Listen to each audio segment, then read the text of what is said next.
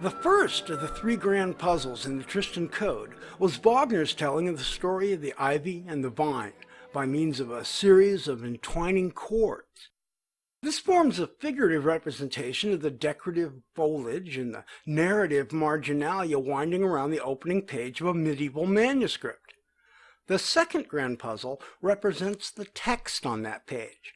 And following the example of his medieval predecessors, Wagner has placed within this text a hidden expression, leaving us to solve a puzzle within a puzzle.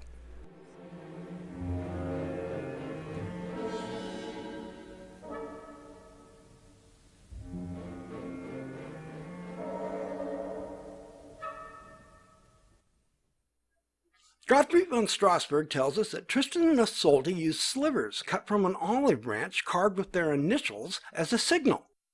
Wagner replicated this signal in the Sailor's Song with the initials of his dynamic markings placed on either side of the olive slivers of his phrase marks.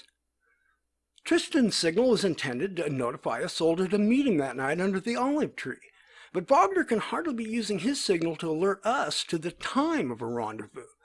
He's instead directing us to a location, a place where three pairs of initials alternate. Fortunately, it's a place we've been before.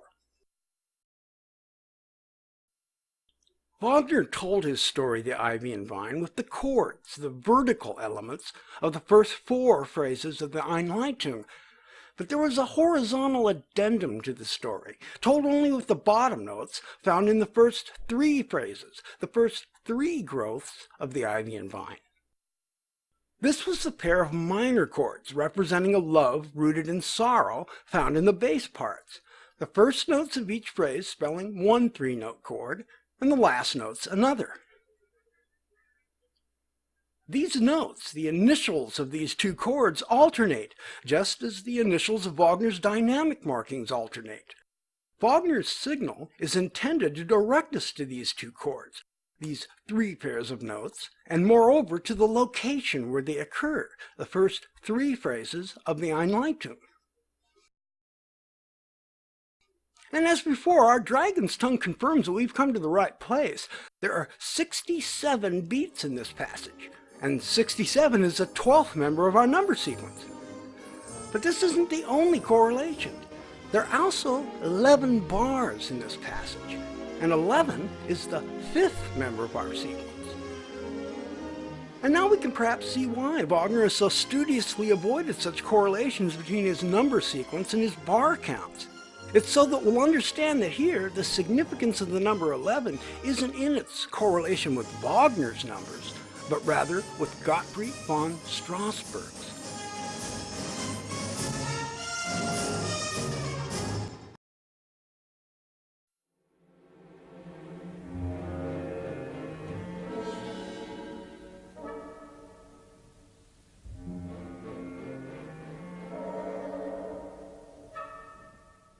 Gottfried von Strassburg's Tristan begins with a series of 11 quatrains. The first letters of the 2nd through the 10th of these form the acrostic Diederik. This was first noted in the 1790s, but over the next few decades, this interpretation of Gottfried's acrostic was expanded to include all 11 quatrains.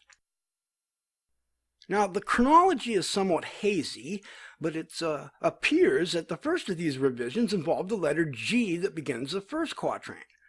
This was suggested to represent the first letter of the word Graf, a title of nobility, equivalent to an earl or a count, that was assumed to belong to the assumed patron and dedicatee, someone named Diederik. This was quickly followed by another interpretation that the G of the first quatrain stood for the first initial of the author's name in one of a number of possible spellings. This led to an expanded interpretation that incorporated all 11 quatrains. This held that the G was indeed the first letter of the author's name, while the T that began the last quatrain was the last letter of Gottfried's name. This was followed by a reading of Gottfried's acrostic, which was more or less held to the present day, that the G was for Gottfried, but that the T was for Tristan, the title and title character of the work. So at the time Richard Wagner first encountered Gottfried's Tristan, it was generally accepted that the work began with a set of 11 quatrains, the first letters of which formed an acrostic comprised of letters from 3 names. This interpretation became the basic model for Wagner's much more elaborate musical acrostic, placed within the first 11 bars of his Tristan und Isolde.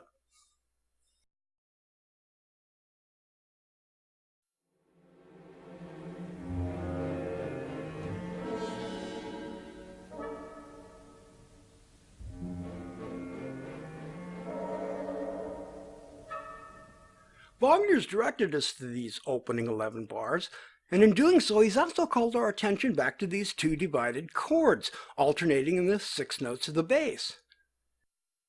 Now I don't want to give the impression that I'm the first to notice these 2 chords. Far from it. The E minor chord in the last notes of each phrase was noted shortly after Wagner's work was published, though it was actually quite some time before someone else called attention to the F minor chord in the first notes.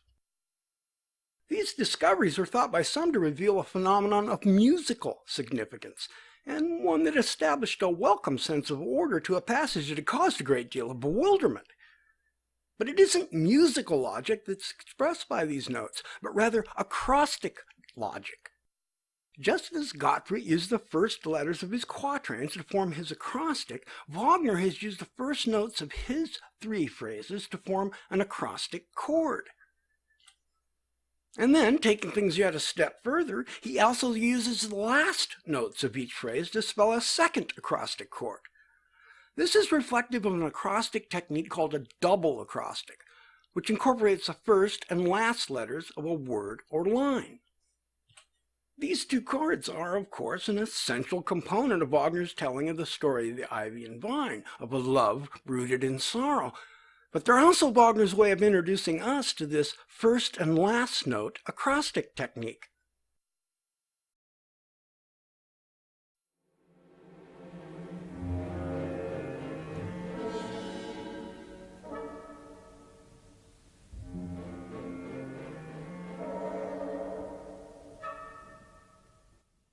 Wagner based his acrostic on the characteristics and the principles revealed by his discovery of the chord square acrostic, a symmetric, 2-dimensional structure wherein the notes of the chords function as the letters of words. And as Gottfried was said to have built his acrostic with letters from 3 names, Wagner created his with the notes of the 3 acrostic Tristan chords. Now, the first step we must take to reveal Wagner's acrostic is to present the music of these opening 11 bars in its most fundamental form. This passage is played by the cellos of the orchestra, and first 7, and in the third phrase 8, wind instruments. But the music itself is in the conventional 4 parts: soprano, alto, tenor, and bass. The bass voice is, of course, where we find those 2 acrostic minor chords, but it's not part of Wagner's acrostic. While Gottfried von Strassburg created his acrostic using 1 of the 4 lines in each of his quatrains, Wagner uses 3 of the 4 voices in this passage for his, the soprano, alto, and tenor. The horizontal elements of Wagner's acrostic are contained within these individual voices, and therefore we must examine them one at a time. We can begin with the simplest of these, the tenor voice, with only 7 notes. We can quickly see that among these 7 notes we're confronted by 2 groups of 3, the 3 phrases and the 3 notes in the third phrase. And we've been given a very specific directive, encrypted in the Sailor Song, that tells us what to do in such a situation. Recall that we're to set aside one and ask about the other 2. But which one to leave out? The first 3-part pattern that Wagner showed us in the Sailor Song was that of the phrase marks, with 2 like elements, the single phrase marks, surrounding a contrasting triple structure, an ABA sequence. Therefore, we'll set aside the center phrase, and in the third phrase, the center note. We're then left with the first and last notes of the first and last phrases, a dual application of the principle of the double acrostic. And these 4 notes, B, G sharp, F, and D sharp, form an acrostic representation of our blue acrostic Tristan chord on F. This first and last note structure, so clearly stated here in the tenor voice, forms the basis for Wagner's acrostic, becoming more developed and more elaborate as we continue. We can then move to the 13 notes of the soprano voice. Again, we set aside the center phrase, leaving us with two groups of 4 and 5 notes. And the 4 and 5 part forms in the Sailor song confirm that we should concentrate on the first and last notes. These 4 notes, G sharp, B, D, and F sharp, form our red acrostic Tristan chord on G sharp. The two inner notes, B and D, are repeated as the first and last notes of the center phrase.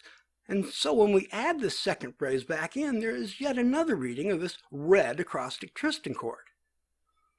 The soprano voice, therefore, contains two symmetrically arranged acrostics of the G-sharp Tristan chord. The last voice, and with 16 notes the largest, is the alto. And in his scoring of this voice, Wagner's given us reason to suspect that it may be a little different than the others. It's the only one of the 4 voices that's played by the same instruments in all 3 phrases. In each phrase, the opening notes of the alto voice are played by the cellos, which are then joined on their final note by the English horn, which then goes on to play the final note of this voice alone. This overlapping dualistic aspect of Wagner's instrumentation is a reflection of the acrostic structure of the alto voice. We can quickly determine that our procedure of the first and last to the first and last won't work here. The resulting notes, A and D, are the same. We must then refer to the second 3-part form we found in the Sailor song, the AAB pattern of the hairpins. Accordingly, we set aside the third phrase and find that the first and last notes of the first 2 phrases, A, D, B, and F, form our green acrostic Tristan chord on B. This off-center acrostic creates an asymmetry, but this is alleviated when we recall our admonition to always remember to look both ways, and instead leave out the first phrase. These 4 first and last notes also spell our green acrostic Tristan chord. The alto voice therefore contains 2 overlapping green Tristan chords. But this dualistic voice contains yet another acrostic form, which we find by setting aside these first and last notes. The remaining 10 notes include those long-held tones in the cello part, their second and final notes in each phrase. And for convenience sake, I'm going to call these the cello notes. These are now the first and last notes in each phrase, and when we again set aside the center phrase, these cello notes in the first and last phrases form our blue acrostic Tristan chord on F. This dualistic overlapping alto voice therefore contains 3 acrostic Tristan chords.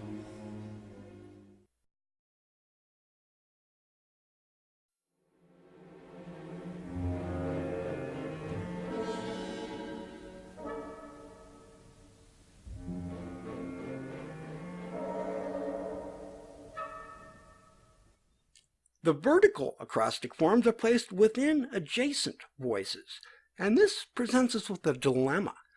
The vertical arrangement of the notes on a page of music is a function of time. Notes sounding simultaneously are aligned vertically. But in removing the notes from the music, we've sacrificed the parameter of time, and therefore we must find another way to determine the proper alignment of these 3 acrostic voices. Fortunately, we again have Wagner's invaluable assistance. The first step is simply to follow Wagner's rule of 3 and set aside one voice. This will again be the center element, the alto voice. We then also set aside the center phrase. When we examine these remaining notes, we see that the 4 inner notes are equally spaced, all separated by the interval we call a minor third. That is the distance from note 1 to note 4, or -1 to -4. Accordingly, these notes are all equally spaced at the diagonal, an interval we call a tritone, or the distance from note 1 to note 7, or -1 to -7. Therefore, if we consider the note B on the upper left as note 1, or negative 1, the adjacent notes would be 4 and negative 4, and the diagonal note 7. And we've seen this numeric arrangement before. Recall that the digital roots of Wagner's number sequence led us to the Vedic square, where those roots define a 4x4 square. The corners of that 4x4 square are occupied by the same numbers in the same positions as represented by the 4 inner notes of our two voices. And so to arrange these two voices, we'll first place these 4 acrostic notes as points at the corners of a square, aligned both horizontally and vertically. We then place the remaining notes of these two phrases, with both voices centered on the same vertical axis, and aligning the acrostic notes. Finally, we add in the center phrase in its place between the two outer phrases. We can then return the alto voice with the notes of each phrase centered on the same 3 vertical axes. In this geometric arrangement, the vertical acrostic forms, again found in the adjacent voices, becomes fairly obvious. We start with the bottom 2 voices, the tenor and the alto. As always, we leave out one of the 3, the center phrase. In both remaining phrases, the first and last notes in the tenor voice and those cello notes in the alto form our blue acrostic Tristan chord. And in the same way, the 4 inner notes and the 4 outer notes of these phrases form our blue acrostic Tristan chord. When we then return the center phrase, we find a new acrostic form. The tenor notes and the cello notes, G sharp, F sharp, D, and B, form a red acrostic Tristan chord. Finally, we look at the 2 upper voices, the alto and soprano. Here we find another red acrostic Tristan chord in the center phrase, and again due to the 2 duplicate notes in the soprano voice, a second.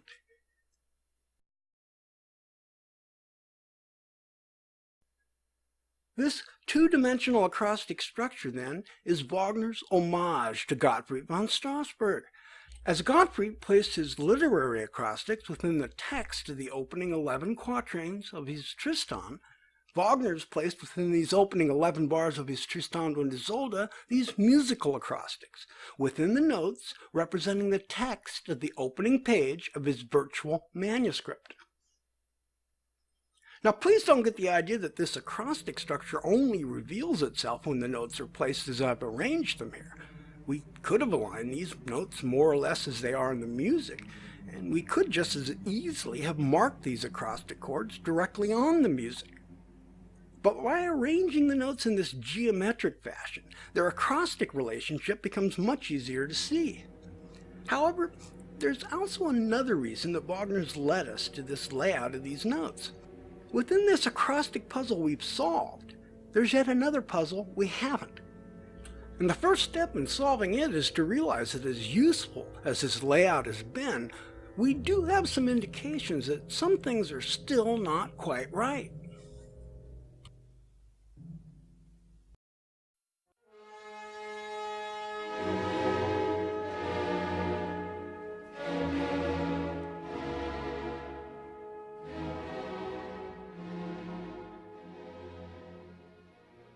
There are, in fact, 4 discrepancies in this layout. 3 of these are related to deviations from our number sequence. Recall that there are 7 notes in the tenor voice and 16 in the alto, and these numbers are both members of our sequence. But the soprano voice has 13 notes, and 13 isn't a member of our sequence. There are 24 notes used in Wagner's acrostic, and 24 doesn't belong to our sequence. And within these 24 notes, we found a total of 13 different acrostic Tristan chords. And again, 13 doesn't belong to our sequence. The 4th discrepancy is geometric and spatial. Note that in the tenor voice, the musical intervallic distances between the inner notes of the outer phrases and the outer notes of the inner phrase are equal, again the interval of a tritone. In the alto voice, these measurements are also equal, the interval of a minor third, half a tritone. These relative distances are more or less reflected in this layout. But in the soprano voice, there's no intervallic distance between the phrases. As we noted earlier, these notes are the same. But in this layout, their spatial arrangement contradicts this unity. Now, all four of these discrepancies I've pointed out can be alleviated with one adjustment, one simple alteration. And so I believe we're expected to consolidate the duplicate notes in the soprano voice and consider them to be single notes. This brings the spatial arrangement of this voice into conformity with its tonal spacing. And it also rectifies those deviations from our number sequence. There are now 11 notes in the soprano voice and 22 acrostic notes that form 11 acrostic Tristan chords.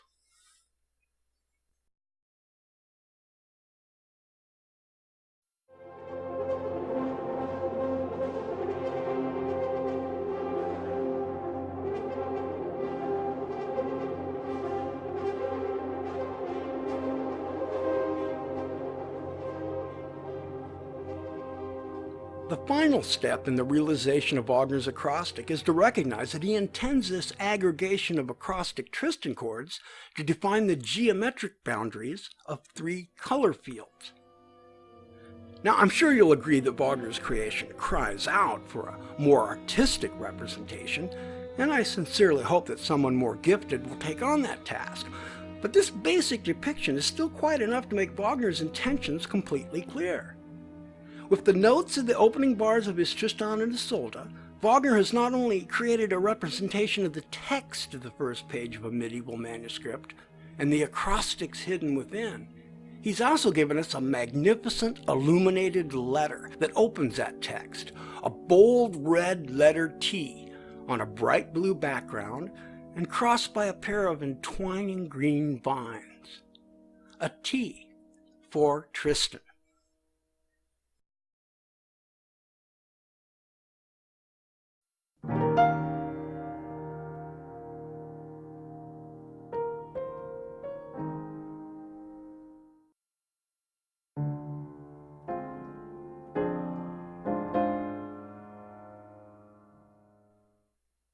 The creation of a literary acrostic is a form of what is called constrained writing. That is, the writer is under the constraint of having to place each acrostic letter in the correct place. Gottfried was only under the relatively mild constraint of having to begin each quatrain with a word beginning with the appropriate letter. Wagner's substantially more elaborate construct placed him under much greater restrictions, with more limited choices. And of course he was also under the constraints imposed by the need to create, within these same notes, the entwining chords of the ivy and the vine, leaving him with even fewer alternatives. Nevertheless, there are certainly other ways he could have arranged these notes. But there is yet another hidden structure present here, and another limitation Wagner has imposed on these notes. This structure is based on a rather unorthodox application of a musical principle derived from the Tristan chord.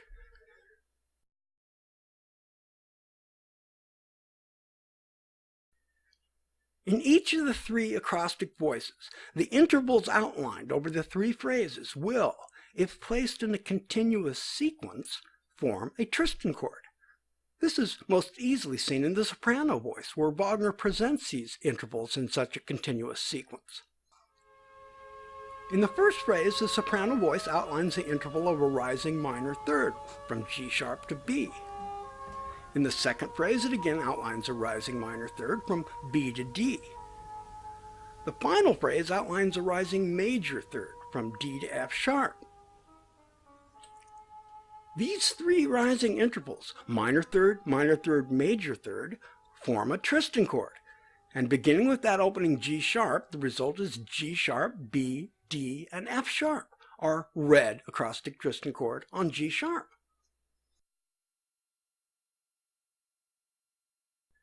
This same phenomenon is present in the tenor voice, where, however, the intervals outlined are not in such a continuous sequence. In the first phrase, the tenor outlines a descending minor third from B to G sharp. Now, although the notes rise in the second phrase, the interval outlined is again a descending minor third from D to B.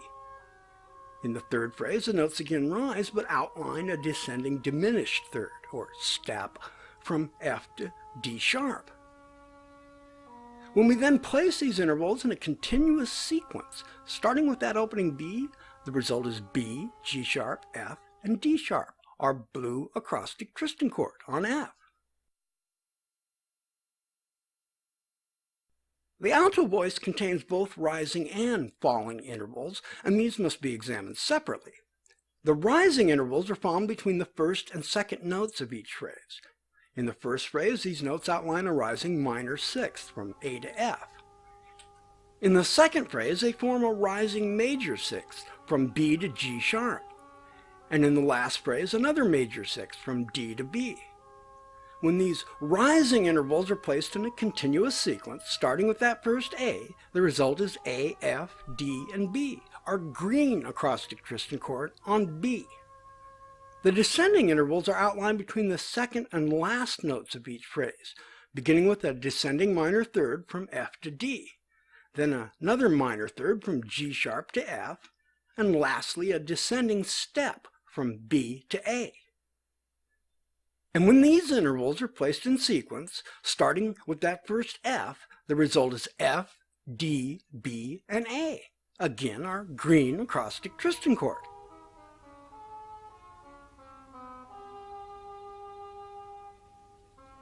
There's another interval that's implied by these voices, though more abstractly.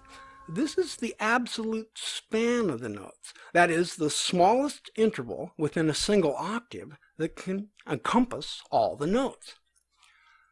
The tenor voice spans a major sixth from G sharp to F.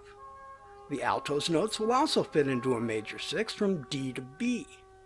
The soprano spans a minor seventh from G sharp to F sharp.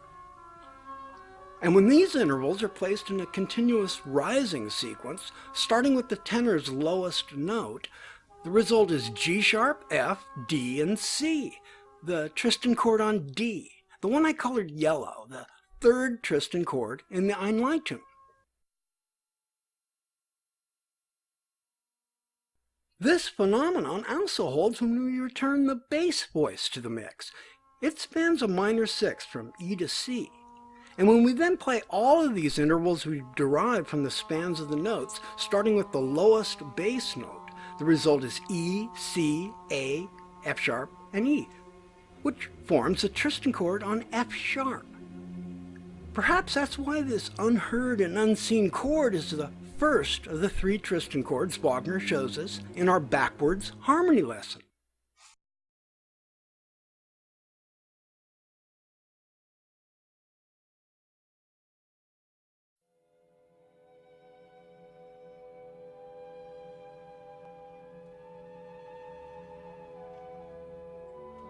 We can now see that this opening passage of Tristan und Isolde, this musical enigma that has been the subject of so much discussion and analysis, contains an almost unimaginable degree of organization. Wagner's had to arrange these notes in order to accommodate three distinct but not independent agendas. The ivy and vine with their roots of sorrow, the acrostics with their geometric manifestation, and Wagner's abstract interval structure all have to coexist on this single page. It's only a slight exaggeration to say that not a single note could be changed. And because we know that, because we're aware of the stringent requirements Wagner's placed on these notes, well, we're going to catch him in a lie. We're going to expose a forgery. And in a very Tristan-esque way, that falsehood is going to lead us to the truth. In the next installment of the Tristan Code, we are, at long last, going to answer the question, what is the Tristan chord? And we'll learn that sometimes you really can judge a book by its cover.